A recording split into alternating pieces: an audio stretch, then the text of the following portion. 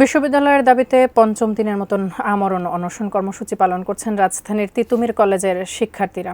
এ বিষয়ে আরও বিস্তারিত জানতে সরাসরি যুক্ত হব সহকর্মী ওয়ালিউল সাকিবের সঙ্গে।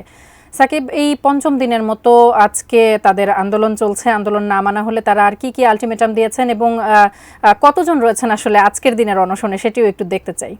শিক্ষার্থীদের যে আন্দোলন সেটি চলছে এবং এই কর্মসূচি সেটি হচ্ছে আমরণ অনশন চলছে। পাশাপাশি যে তাদের যে সড়ক অবরোধ করে তারা বলছিলেন যে Barasat barricade two Dhaka north city, সেই কার্যক্রমটি কিন্তু চলছে।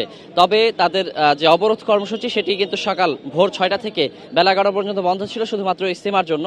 বিশেষ করে আজকে যে ইজতেমার প্রথম পর্বের শেষ আখিরি মোনাজাত ছিল, সে কারণে তারা কিন্তু 11 পর্যন্ত কোনো ধরনের সড়ক অবরোধ করেনি। তবে 11টার পর থেকেই তারা কিন্তু এই যে তাদের যে কলেজ সংলগ্ন যে সড়কটি রয়েছে, এখানে তারা সড়ক অবরোধ করে তাদের যে কর্মসূচি সেটি চালিয়ে যাচ্ছেন। শিয়া বাটার ও ভিটামিন ই সমৃদ্ধ lily glam beauty soap. Lily, always beautiful.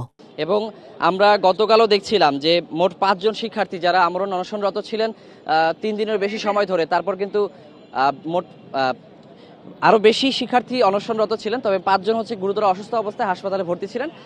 Suhrawardy হাসপাতাল ও ঢাকা মেডিকেল কলেজ হাসপাতালে কিন্তু চিকিৎসাধীন ছিলেন 5 জন। তবে তারা কিন্তু জরুরি চিকিৎসা নিয়ে এখানে আবারও ফেরত এসেছেন। তো এই মুহূর্তে কিন্তু মোট 11 জন অনশনরত শিক্ষার্থী আমরা দেখতে পাচ্ছি।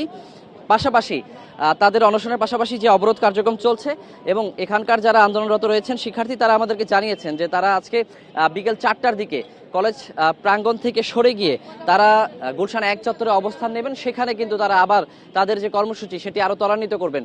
বিশেষ করে তারা যেটি বলছিলেন যে Barasat barricade two Dhaka north city, সেটি কিন্তু ত্বরান্বিত করার জন্যই গুলশান 1 চত্বরে তারা অবস্থান নিয়ে তাদের কর্মসূচি চালিয়ে যাবেন। এবং তাদের যে দাবি ছিল বিশ্ববিদ্যালয় করার দাবি, সেই দাবিটির বিষয়ে এখন পর্যন্ত কোনো ধরনের সাড়া কর্তৃপক্ষ থেকে তারা পাননি।